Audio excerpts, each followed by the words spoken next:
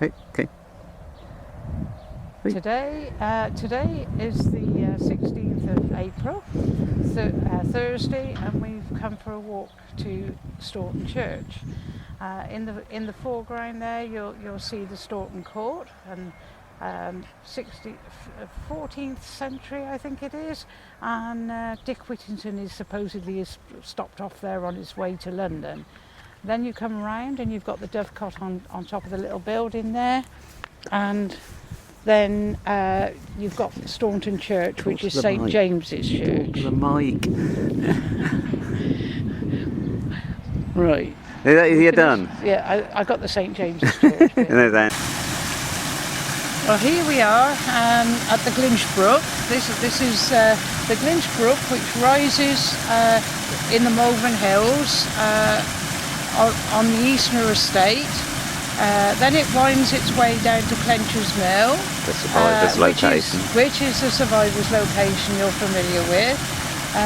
Then it winds its way down through Bromsborough and eventually passes St James's Church, Staunton, and that's where we just come from now. And this is the Glinch Brook as it's on the borderline between Staunton and Corse. The village is where I live, where my bed and breakfast is. And from here, it joins up with another little stream, just a few hundred yards from here, which actually passes my bungalow. Then they join at Pitt's Mill, which is the next property along here, which is an old mill which is disused now. And eventually it reaches the River Leaden at Upleaden, and it joins the Leaden there, and then the Leaden eventually flows into the River Severn, and the River Severn of course goes eventually into the Bristol estuary and out to sea. There we are, that's who did it for you.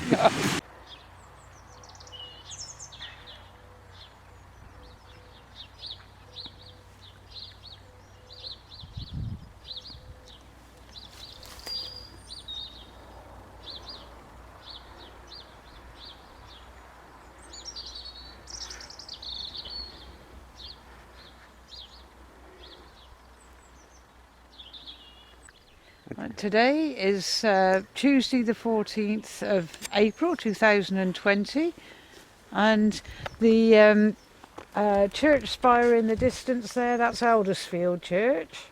We're going to walk towards there shortly, and then coming round you've got Stonewall's Farm, which is owned by Mrs. Warder, used to be the Taylor family, which she was a daughter. Then you come round a little bit further and you've got the Malvern Hills coming into view. The northern end, that will be North Hill and Worcestershire Beacon. Following round and just out of sight would be Worcestershire Beacon or British Camp, or Herefordshire Beacon I mean, or British Camp. The white cottage in the front is called Ashcroft, and that's where I was brought up from birth until I was 12. It's been extended on this nearer end now. It was just the two windows at the top when I lived there. And then the next cottage just nestling under the Malvern Hills there, that's where some people by the name of Molson and Bond lived. Then you've got the rest of the Malverns, Chase End been the farthermost hill there. And then you've got the houses on the ridge there, that's part of Moat Lane, and they were built in the early 1950s. Then the land in front of you, that's all owned by Stonewall's Farm, and in the far distance you've got one of the Chartist smallholdings. And as you come round, if Bob can miss the post in front of him, you've got the spire of Staunton Church over there. Coming around, the plastic tunnels there are at the local garden centre, and the hill beyond it is May Hill, which the top is owned by the National Trust. Now here we are, we're now coming along to Aldersfield Church, which is the other end of the walk we were doing,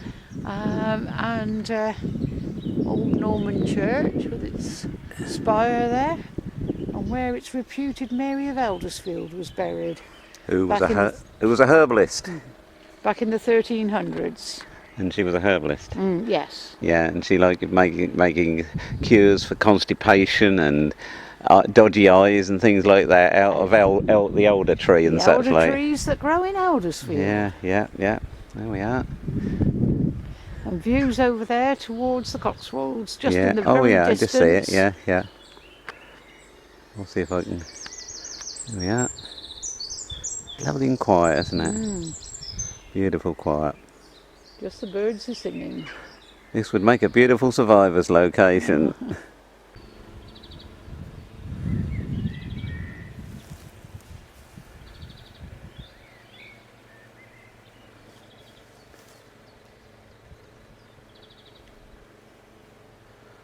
What's the name of this village? Aldersfield. Eldersfield. There we are.